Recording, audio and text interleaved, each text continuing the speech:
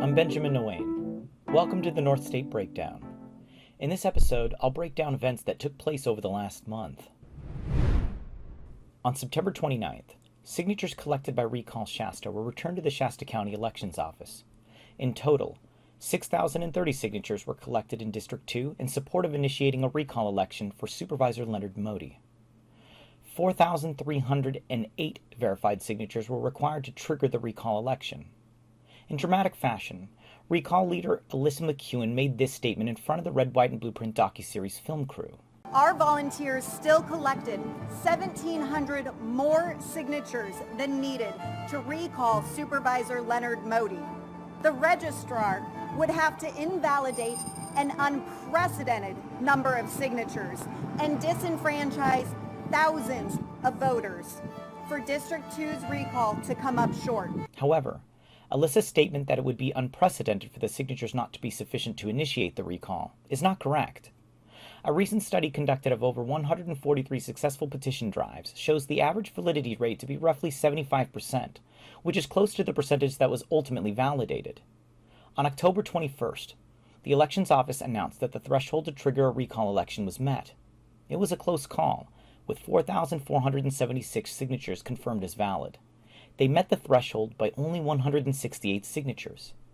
I've spoken previously about how Recall Shasta has broken numerous laws regarding signature gathering, from the signature table that was on county property during the illegitimate meeting of August 17th, to reports of signature gathering efforts that occurred at the fairgrounds against the wishes of fairground officials.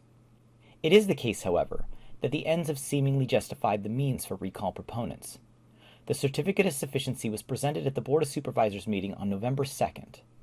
During that meeting, the Shasta County Clerk gave recommendations for an election date with February 1st, 2022 as the agreed-upon recall election date.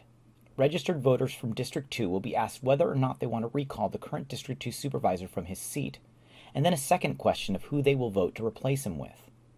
District 2 Supervisor Leonard Modi had this to say about the recall.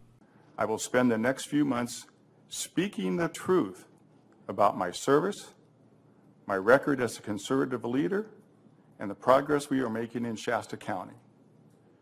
These people have cast a dark shadow over our community by spreading lies and misinformation to divide us. Although District 1 Supervisor Joe Commenti and District 3 Supervisor Mary Rickard were also included in Recall Shasta's efforts, no signatures were returned for either one of them, leading to the commonly held belief that Recall Shasta was unsuccessful in gathering a sufficient number of signatures. On Wednesday, October 6th, Carlos Zapata, co-founder of the Red, White, and Blueprint docuseries, along with co-defendants Christopher Meyer and Elizabeth Bailey, were found guilty of 5 of the 6 charges against them by a jury of their peers. As a reminder, Zapata, Meyer, and Bailey were on trial for charges of assault on a local comedian and satirist, Nathaniel Pinckney, on May 4th, 2021 at the restaurant Market Street Blade and Barrel, where Pinckney was employed at the time. Zapata was found not guilty on the battery charge, but was found guilty of disturbing the peace by fighting for his role in orchestrating the assault and backhanding a glass of water at Pinckney. Sentencing was originally set to occur on October 7th, but defendants were given an extension until Thursday, October 28th. The defense attorney's requests for a retrial were rejected by Shasta County Superior Court Judge Jody Burgess. Zapata did not testify in his defense during the trial, but prior to sentencing took the witness stand to give this statement. I have never once encouraged anybody to hurt him. In fact, it was never my intention to hurt him. It was never my intention to bring anybody to hurt him. You gotta remember, I was called by a friend multiple times after not answering my phone to help them, which is why I left my wife in the car. This is why I walked back there. So I didn't tell the truth about this, and I should have testified when I had my chance. I should have. I should have told the truth. Because what you have made me out to be is not who I am. What the district attorney has done, I hope in the future will show what the actual purpose was. It will show it was a political deal. It was an attack against me and my family. Judge Burgess made this statement prior to sentencing. Where I struggle is, you 3 grown adults find yourself in an area where you do not need to be in. Period, Burgess said. That's the issue. So what if a word was said? Walk away. That's the issue. Zapata gave a statement after the trial as well. That I do disavow any kind of violence against any political opponents. I think that's important for people to understand, that we can have our differences and our debates, but when you start, bringing physical harm into the equation, it's something that I encourage or accept. Zapata's statement disavowing political violence is perplexing, considering his guilty charge for being involved in a politically motivated assault. And Zapata's demeanor during and after the trial was exceedingly contentious throughout the legal process. This post by Zapata's media company, Red, White, and Blueprint, on November 4th asks the question, "How much does a glass of water cost?" referring to the glass of water he admittedly threw at Nathaniel Pinckney at Market Street Blade and Barrel.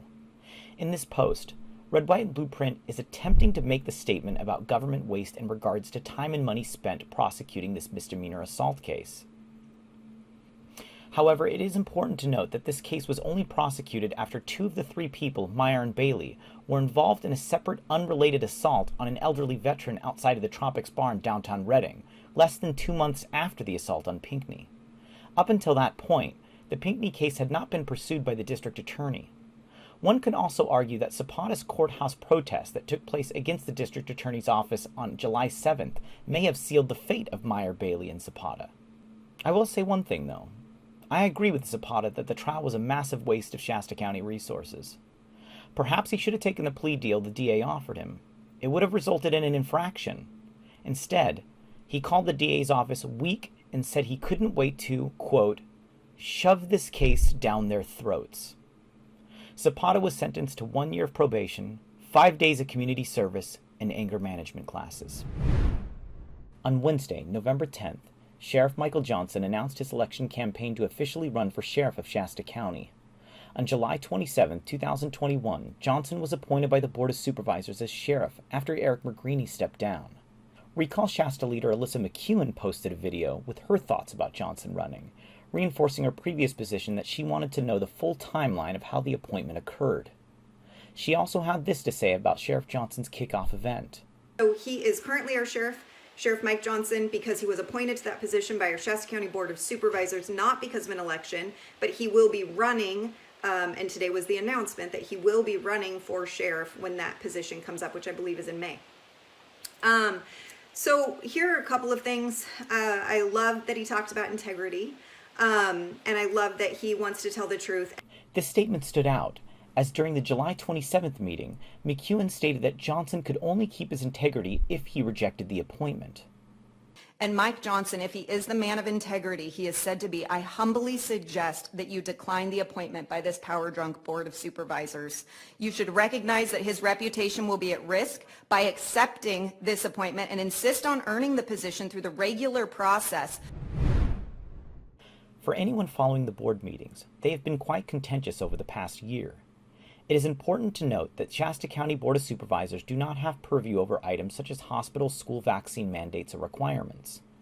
The board has attempted to educate the vocal dissenters many times during the board meetings regarding this fact. A mandate, whether you agree with it or not, in a state of emergency, and correct me if I'm wrong, Mr. Cruz, that the governor declares that we can't undeclare is law. We cannot like that, but it is law. The county supervisor position is largely about choosing how to allocate government funds for the community's benefit. Much of this is achieved through various grant programs managed through Health and Human Services Agency. It is important that the community understands that if they take issue with mandates and regulations passed at the state level, that the appropriate entity to bring their grievance to is, in fact, the governor's office or their representative assemblyman, which in our case would be Brian or Megan Dolly. However, sure enough, week in and week out, members of this community come in to speak on matters relating to vaccine-related mandates. Let's take one such citizen who attends these meetings, Richard Gallardo, for example. If you regularly attend or view the meetings online, you would be familiar with him. He attends nearly every one of these meetings and spends his 3-minute public comment period shouting at the supervisors for not adhering to his wishes. And you have the power to rein in Karen Ramstrom. You have not done so. She has sent threatening letters to businesses. Those letters are out for public consumption. You have not reined her in. That is your job. You have the jurisdiction. She closed Waterworks Park while leaving City of Reading Pool open. The most egregious appearance Gallardo made at the Board of Supervisors meeting was in October 2020 when he attempted to make a citizen's arrest on the entire board for allegedly violating the Brown Act. Using false and misleading pretenses and calling it a threat to public services or facilities. Thank you, Mr. Gallardo. 3 minutes. I am arresting you, ma'am, in Penal Code 837. There is no 3-minute mark. You are under arrest. In November of 2020, the Shasta County Sheriff's Office determined that no crime was committed. However, it was noted that Gallardo could potentially face legal ramifications for false arrest. Gallardo's disdain for authority figures can be traced back to 2017 when he was fired from CAL FIRE for bringing a gun to work. He would later, in 2019, unsuccessfully lobby for a resolution for Shasta County to be a Second Amendment sanctuary. He most recently attempted a citizen's arrest of a volunteer at a vaccine clinic. So I, Richard Gallardo, hereby conduct a citizen's arrest of David Marin by the authority of Penal Code 837. Allegations are Penal Code 148.5, following a false police report. In February of 2021, during a vaccine clinic, former Shasta County Public Health Program Manager Dave Marin had filed a police report because of complaints that Gallardo was harassing people attending the clinic. Gallardo conducted the citizen's arrest because he believed Marin allegedly made a false police report. I found part of his Facebook Live about the arrest concerning. As far as his record or... Well, so the Chippies will interview him, and they're going to collect the statements that I have from the witnesses that were there. So they're going to get the stories from both sides, and then they're going to determine if it's something that's worthy to refer to the DA. Okay. And I expect them to do that. They really shouldn't drop it at the CHP level, because it wouldn't be very politically... Right. Just wouldn't be good. But as far as... Mr. Alexander, I've got a little push with Mr. CHP Commander Alexander. Yeah. Push meaning he's done things improperly recently, so I hope if he doesn't want those things to be aired, that he will just push this up to the DA. So, what Gallardo appears to be saying here is he intends to blackmail a CHP commander if they do not process his case against Marin. Ironically, on October 8th, mere days after this citizen's arrest, Senate Bill 742 passed, which would make it a misdemeanor to harass, intimidate, injure, or obstruct people on their way to get a COVID-19 vaccine, or any other kind of vaccine, punishable by a maximum $1,000 fine or up to 6 months in jail. I mention this because people like Gallardo attend these meetings frequently to chastise the board for not acting on things the board has no purview over, such as vaccine mandates. In fact, the board have even stated they are against such mandates and went as far as to pass a resolution to send a letter to the state formally stating this. The board does, however, have the ability to vote on resolutions to fund programs or to authorize representatives of Health and Human Services to apply for federal grant funds. One such program was introduced as Measure C9 on the October 5th board meeting agenda. That measure was to apply for a $400,000 grant for state funds to provide homeless prevention and rapid rehousing assistance. What makes this important is that 79 families had lost their homes in Patrick Jones' district during the Fawn Fire, which started in late September. He then chose to vote against the measure, which would have not impacted the county's general fund at all. At the October 19th board meeting, Patrick elaborated on why he voted against the measure. These are grants. They come from the state and federal government, and I do not take them lightly because they are still our money. But I'm not going to spend money to enable bad behavior. This failed to address the elephant in the room. The 79 families that lost their homes in Patrick Jones' district were already living in a home, and the program is for rapid rehousing of those who recently lost their home. To many in our community, it appears as if District 4 Supervisor Patrick Jones voted no on the measure because of personal politics, not for the benefit of the constituents he represents. And now, the breakdown. On October 1st, California Governor Gavin Newsom said children in public and private schools must receive the coronavirus vaccine 1 semester after FDA approval for their age group. Currently, Pfizer's COVID vaccine Comirnaty is approved for emergency use for children 5 to 11 years old. As of October 29th, the FDA has full approval of the vaccine usage for 12 to 15-year-olds. What this means is, as early as next school semester, California children would need to be vaccinated or have a valid exemption in order to attend in-person instruction. This caused quite a stir in the community, as there is quite a large number of vaccine-hesitant people in Shasta County. This prompted this protest at Dill's Deli on October 6th. Martin Reed, a teacher from Enterprise High School, read a letter he wrote about how he believes the vaccine mandates are unlawful. And parents are the only humans innately designed to put children first, not the government. Parents. Why do we keep giving more power to the government and less to the parent? This is not a vaxxer versus anti-vaxxer fight. This is about liberty versus control. Several schools shut down on Monday, October 18th, and many parents in the community kept their children out of schools that remained open. Later that same day, at Riverfront Park near the Sundial Bridge, a large demonstration with parents concerned about the looming vaccine mandates gathered. Arthur Gorman, a local nurse who put the event together, spoke. We talked about natural immunity. I had COVID in 2020 in April. I was on oxygen for 5 weeks. We got over it. We recovered. This event even caught the attention of Congressman Doug LaMalfa, who spoke in support of the crowd as well. My wife and I feel exactly the same as you. We've homeschooled our 4 kids, and the line in the sand for us on our last 2 that are still in high school is no vax is going to be forced on my kid. He later appeared on the Red, White, and Blueprint Patriot State of Mind podcast, where he suggested that vitamin supplements could be an alternative to vaccines. Why are they so hell-bent that this is the only way around it when we can be taking all the pre-treatments you could be using that they should be pushing? You know, they should be encouraging in that sense. Well, let's look at India. Taking zinc, taking D3, taking vitamin C, and all the other things you've been doing to fortify yourself beforehand. The initial event at the Riverfront Park appeared to have between 500 and 600 people, which, while a decent turnout for an event like this, is hardly representative of the community as a whole. There are 180,000 residents in Shasta County, so for the school walkouts to have a palpable effect, they will need to not only sustain but grow their numbers of participants. The following Monday, the walkout did not have nearly the numbers as the first Monday's walkout. Parents have also been implored by Gorman and his supporters to attend school board meetings in the hopes of getting board representatives to vote against mandates. So what I'm asking you guys to do in your individual schools, because you're the board, you make these rules, you pass different things, right? Is to get on your agenda item that you will not fire a single teacher or educator or staff for their religious belief.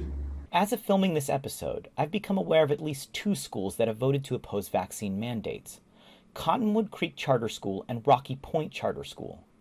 Now, charter schools are interesting because they receive public dollars for every child that attends, similar to public schools. However, they are privately run.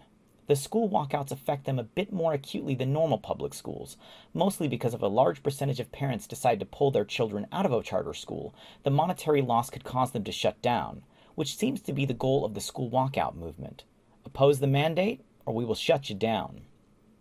At the same time, opposing mandates from the governor may put them at a similar risk. I suspect for board members of these schools, the calculus is a combination of what they believe they are legally allowed to do, and whether or not parents will approve.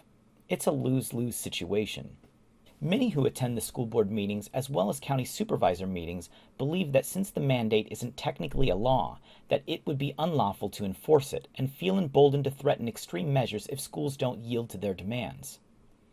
But it's important to note that the vaccine mandate for school-aged children is technically redundant.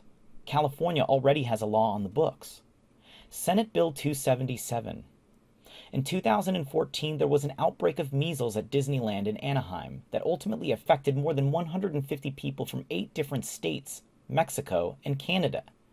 This was due to a loophole in the law that allowed exemptions for pretty much any reason. So Senate Bill 277 was passed in 2015 to aid in preventing this type of outbreak from happening again. The bill required all students to be vaccinated against a list of common childhood diseases, with an emphasis on qualifying exemptions. The bill also accounts for additions to the vaccine schedule for future virulent diseases. So that means COVID-19 vaccinations could be a requirement based on the bill's text. Once Comirnaty is fully FDA approved for 5 to 11-year-olds, it's unclear how schools and parents intend to uphold their position in the undoubtedly imminent legal battle ahead. And that's the breakdown.